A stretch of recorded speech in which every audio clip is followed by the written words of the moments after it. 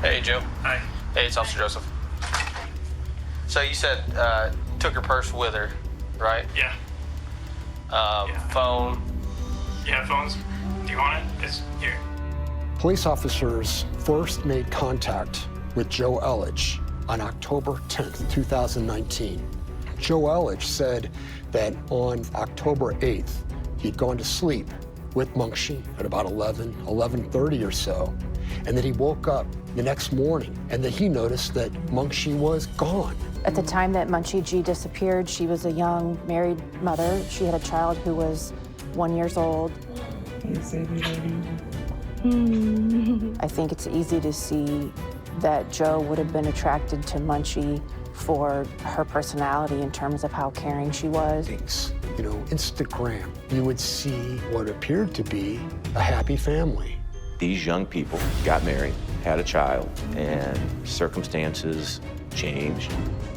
Then arguments happened. You talk too much. You need to know. You don't listen enough. You need to know when to listen. So there was a total of 14 hours of audio recorded. Local news footage. A young man sits in front of the camera. His voice is calm, too calm.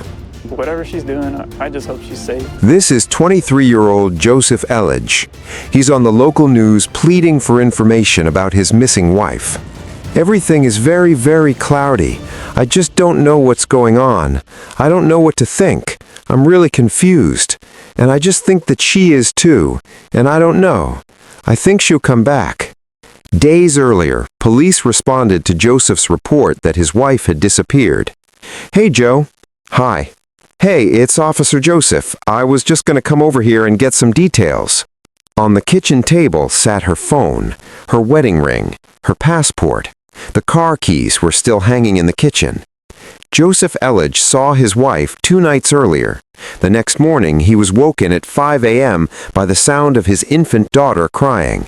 His wife, 28-year-old Mengqi Ji, was nowhere to be found. She has not been seen since. The question everyone asked in those first days was, where did Mengqi Ji go? But that was the wrong question. The right question was this: what happened in that bedroom on the night of October 8th, and who was really keeping secrets? October 8th, 2019, Columbia, Missouri, a quiet college town, home to the University of Missouri, a place where nothing much happens. On this night, in an apartment on the edge of town, a young mother put her baby daughter to sleep. She had dinner with her husband.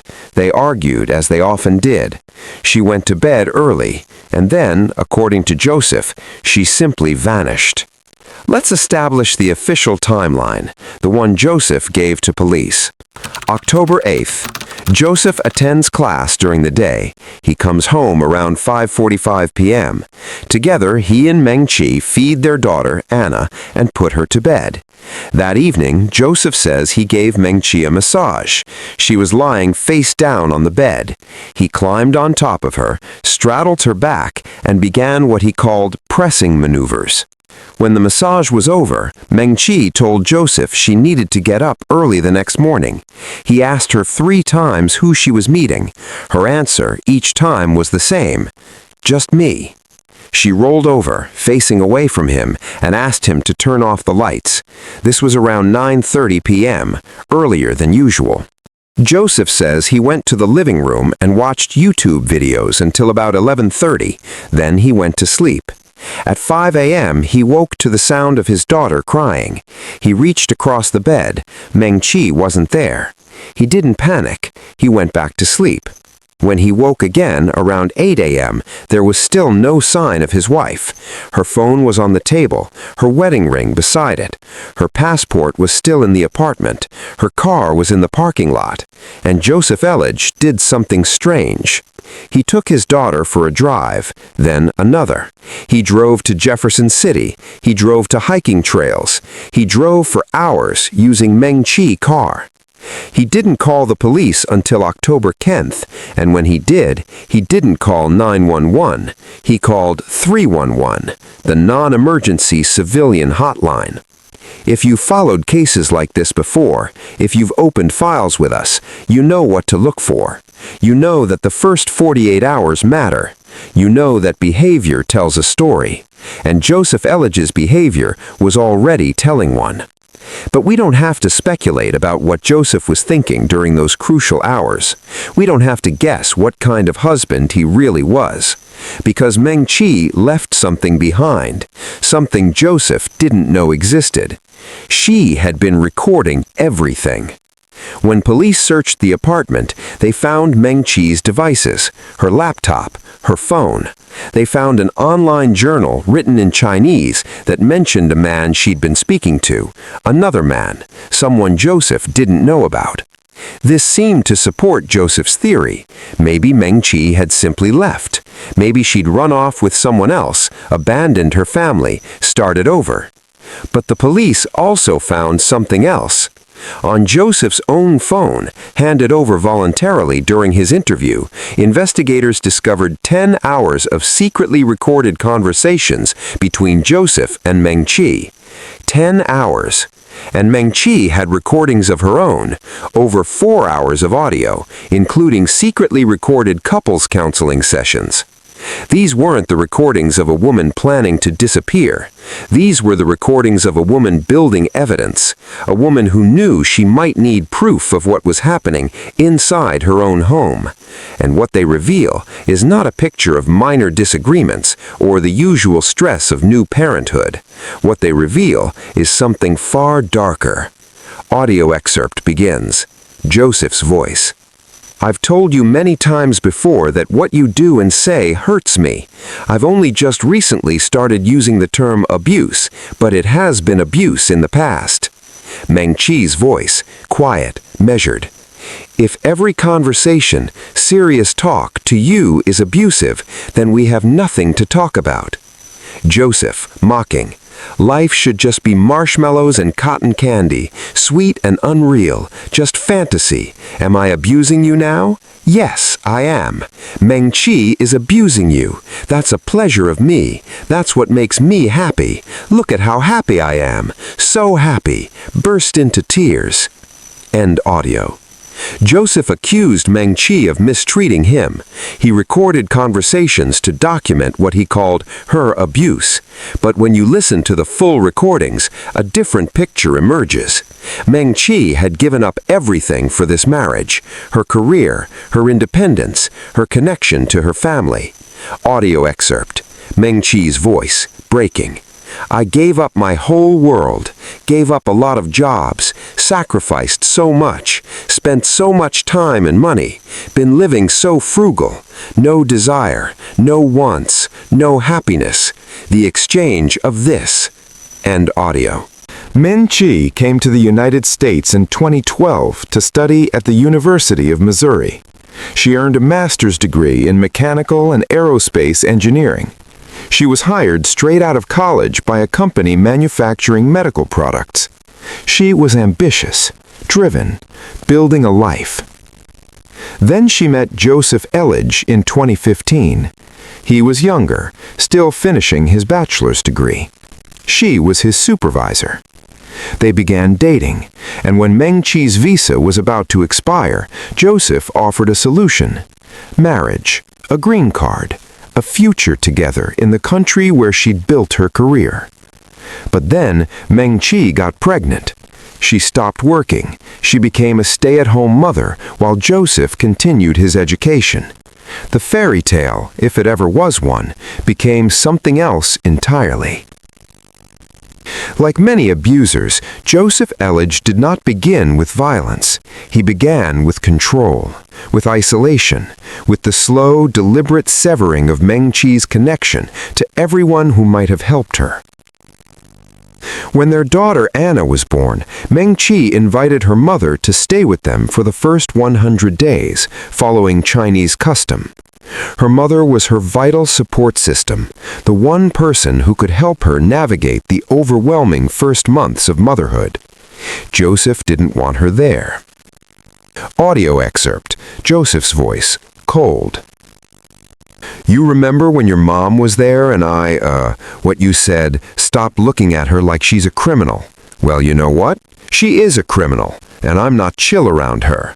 I am watching her like a hawk, like she's a snake that's about to take my eggs. End audio. He forced Mengqi's mother out of the apartment. He drove a wedge between Mengqi and the one person who could have protected her. And when Mengqi tried to maintain some independence, some sense of self, Joseph pushed back.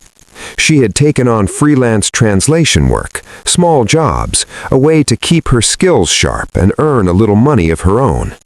Joseph didn't like that either. Audio excerpt. I see that you're stressed, and I'm asking you and I'm telling you, Mengqi, I can tell that this job is giving you stress, and it's negatively affecting your health and your actions and your ability to take care of Anna, and I'm asking you, are you okay? End audio. It sounds like concern, but in context, it was another form of control, another way of telling Mengqi that her only role was as a mother, that anything else, any connection to the outside world, was a threat to their family. And when Mengqi pushed back, when she refused to simply accept Joseph's version of reality, his frustration turned into something uglier. Audio excerpt. Joseph's voice, raised.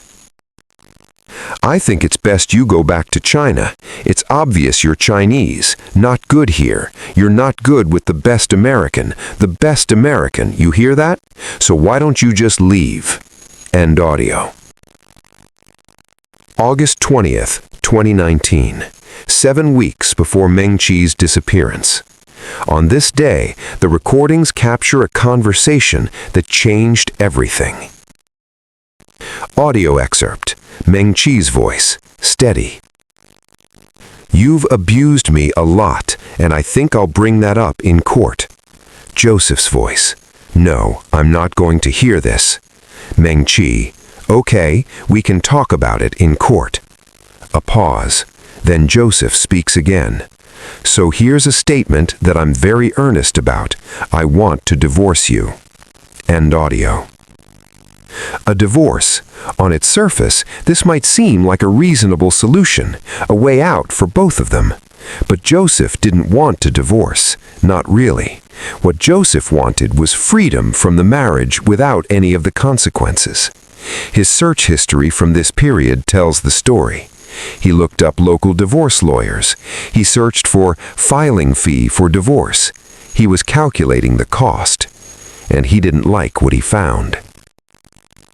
Audio excerpt. So we can get through the divorce quick and easy and cheap, so it doesn't ruin our lives. Is that considerate? Personally, I don't want to spend $20,000, $30,000 on a divorce. Do you want to do that? End audio. Joseph was a student, living on a student's income. A divorce meant attorneys, court costs, custody battles, child support. But there was another option, one that wouldn't cost him at all. Audio excerpt. Joseph's voice, quiet, chilling. Should I mention in court that you're abusive to me? Should I ask them to deport you? Mengqi doesn't respond. It works very well in thousands of families. It's just you. Mengqi, finally. Thousands of worthless piece of families. That's what I'm talking about. Insulting people. That's what you're good at. You find all those stories about men or women beat the shit out of their spouse, killed them, whatever. That's the thousands of families you're talking about. End audio. She understood. Mengqi Ji understood exactly what Joseph was capable of. She was recording him because she knew. She was building a case because she knew. And then came the moment that reveals Joseph's true nature. Not the polite young man who sat in front of news cameras. Not the confused husband who called the non-emergency line. Something else entirely. Audio excerpt. Joseph's voice, low, deliberate. You know how I conquer nature? I kill it. I grab its head and I break its neck. That's how you conquer nature. You think you're so empowered because of this society. Well, don't forget that nature exists. You're still just a woman, and there's nature in that. There's nature in your brain. End audio. If you've been following this channel, you know that the files we open here are different. We don't sensationalize. We document. We trace the evidence. We listen. And in this case, the victim left us her voice. She left us proof. If you want to continue opening these files with us, consider joining the investigation. We release new case files regularly. The next one may already be waiting. October 10th, 2019. 2 days after Mengqi was last seen alive. Joseph Elledge finally calls the police. Not because he's worried.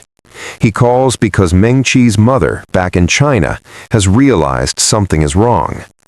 Mengqi always called her mother, every single day, and for 2 days there had been silence. Mengqi's mother sent a friend to check on her daughter. When that friend arrived at the apartment, Joseph could no longer pretend that nothing had happened. What followed was a performance, calculated, rehearsed, designed to make Joseph appear as the grieving, confused husband. We know it was a performance because the police found his script. Among his belongings, investigators discovered a written document, a timeline of everything he told police, almost word for word, prepared in advance, hour by hour, from October 8th through October 10th. But this wasn't just a timeline, it was a strategy guide. Document excerpt, read aloud. 6. Don't speculate. Nothing wrong with dead silence. 6:40. Don't speculate how others are feeling. Concentrate on how I feel.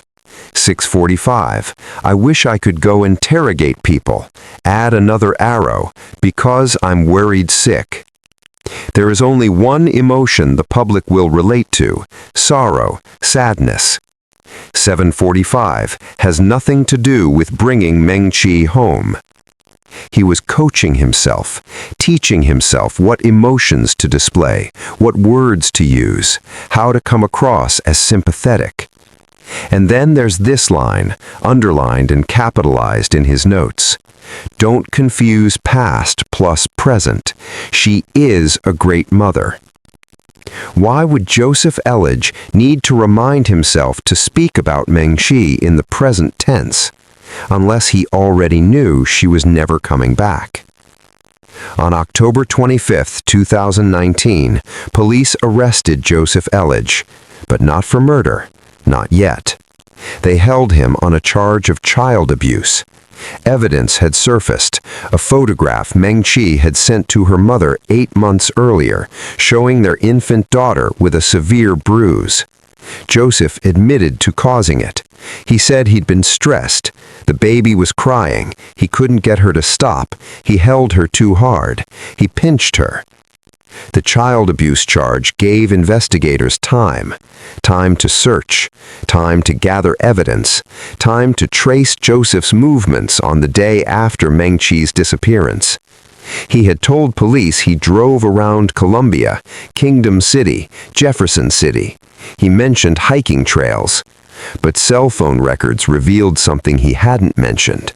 On October 9th, Joseph's phone placed him near the Lamine River. He spent 30 minutes there, unaccounted for. In December 2019, police conducted a major search of that area. Dive teams, cadaver dogs, they built a levee to access the riverbed. The dogs picked up a scent, but they didn't find Mengqi. In February 2020, as the world was beginning to grapple with a pandemic, prosecutors made a decision. They filed charges against Joseph Elledge for first-degree murder. They did this without a body. The evidence they had was circumstantial, but damning. The recordings, the search history, the script, the cell phone data, the muddy hiking boots found in Joseph's closet collected during the search of his apartment. But without Mengqi's body, the case remained incomplete. And so, the waiting began. March 2021, 18 months after Mengqi Ji vanished. A hiker was walking through Rockbridge Memorial State Park, just south of Columbia. This park includes a natural feature called the Devil's Icebox, a cave system carved by an underground stream. It was the same park where Joseph Elledge had proposed to Mengqi back in 2017. The hiker noticed something on the ground, a purse partially buried in the dirt. He cleared away some of the earth. What he found was Mengqi Ji's skeleton. She had been there the whole time, less than 10 miles from the apartment where she'd lived, in the park where she'd agreed to marry the man who killed her. When forensic investigators examined her remains, they found that 4 of her ribs were broken. Ribs 4, 5, and 6 on one side, rib 4 on the other. All 4 breaks were complete. All 4 were in the exact same location on her back. The same location where Joseph had told police he performed pressing maneuvers during that final massage. And then there were the hiking boots. The muddy boots police had collected from Joseph's apartment a year and a half ago. Investigators tested juniper tree needles found embedded in the treads. They compared the DNA of those needles to the juniper trees growing near Mengqi's burial site. It was a match. Joseph Elledge had buried his wife and then walked back to his car, carrying the evidence the whole time. November 2021. Joseph Elledge stood trial for the murder of Mengqi. The prosecution presented their theory. On the night of October 8th, Joseph reached his breaking point. He learned that Mengqi had been talking to her mother on the phone, a direct violation of his control. Their argument about their daughter's Medicaid had escalated his frustration, and when he climbed on top of his wife, straddling her for what he called a massage, he wasn't showing affection, he was exerting dominance. Prosecution's words. The defendant was almost 2 times larger than Mengqi and much stronger. He said that while he was massaging her back, she's face down on the bed, he was using pressing maneuvers on her back. Ladies and gentlemen, when her body was found, it was discovered that she had 4 broken ribs. All 4 broken ribs were together. All these broken ribs were broken all the way through, and they were in the exact same location where the defendant said he was performing pressing maneuvers on her back. End prosecution. Did the massage kill her? Perhaps it damaged her internal organs. Or perhaps when Joseph realized how badly he'd hurt her, he decided to finish what he started. The defense offered a different story. They didn't deny that Joseph killed Mengqi. Instead, they claimed it was an accident. Joseph took the stand. He told the jury that on the night of October 8th, he confronted Mengqi about her affair. They argued. When he tried to take their daughter for a walk to clear his head, Mengqi blocked his path. She pushed him. He pushed back. She fell against the kitchen island, hard enough to break her ribs. She came at him again. He pushed her again. This time, she fell backward. Her head hit the floor. When Joseph returned from his walk, she had gone to bed. In the morning, she was dead.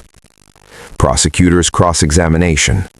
You could have easily called 911, correct? I could have. What? I could have, yes.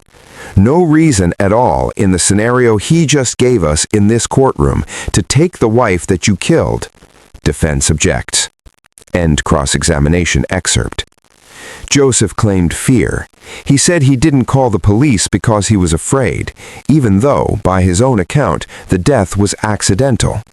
The prosecutor had other questions. Did you hit her with a toolbox real hard, come down straight on that back? No. Did you maybe stand up on top of her and jump on top of her back? No. Did you suffocate her? No. Did you strangle her, causing her to urinate on the bed? No. You admitted there was urine on that bed, correct? Yes. On November 11, 2021, after 7 hours of deliberation, the jury returned with their verdict. Guilty of murder in the second degree. Not first-degree murder. The jury did not believe the killing was premeditated, but they did not believe Joseph's claim of accident either. Joseph Elledge was sentenced to 28 years for the murder of Mengqi Ji, 1 year for every year of her life. He received an additional 10 years for child abuse to be served consecutively, 38 years total. Today, Joseph Elledge remains incarcerated at Southeast Correctional Center in Charleston, Missouri. His motion for a new trial was denied. Mengqi and Joseph's daughter, Anna, is being raised by Joseph's mother, but spends her summers in China with Mengqi's parents. She's staying connected to her culture, to her mother's world, the world Mengqi gave up when she trusted the wrong person. Mengqi Ji came to the United States to build a future. She earned a graduate degree, she launched a career, she fell in love, or thought she did, and she made the compromises that love sometimes asks of us. She gave up her job, she distanced herself from her family. She became dependent on a man who saw her not as a partner, but as a possession. And when she realized the truth, when she understood what she was living with, she didn't run. She documented, she recorded, she built a case. She knew she might need proof someday. She knew that her voice might be the only witness to what was happening in her own home. In the end, it was. The leading cause of death for pregnant women in the United States is domestic violence homicide. If you or someone you know is experiencing abuse, the National Domestic Violence Hotline is available 24 hours a day, 7 days a week, 365 days a year. 1-800-799-7233 or visit thehotline.org. There's a moment in the recordings near the end where Joseph Elledge explains his philosophy to his wife. You know how I conquer nature? I kill it. I grab its head and I break its neck. He thought he was powerful. He thought his size, his control, his ability to isolate and intimidate made him untouchable. But Mengqi Ji was recording, and in the end, her voice outlasted his silence. Last seen files. The last record is never the full truth. Before you go, I want to ask you something. Mengqi documented everything. She recorded conversations. She kept a journal. She sent photographs to her mother. She left behind proof. Have you ever known someone who was building a record, collecting evidence, preparing for something they hoped would never come? Or have you ever been that person yourself? If you're comfortable sharing, leave your thoughts below. Sometimes the most important cases are the ones that never make the news, the ones still being documented right now in someone's phone. Until next time, stay aware, stay safe, and we'll see you in the next file.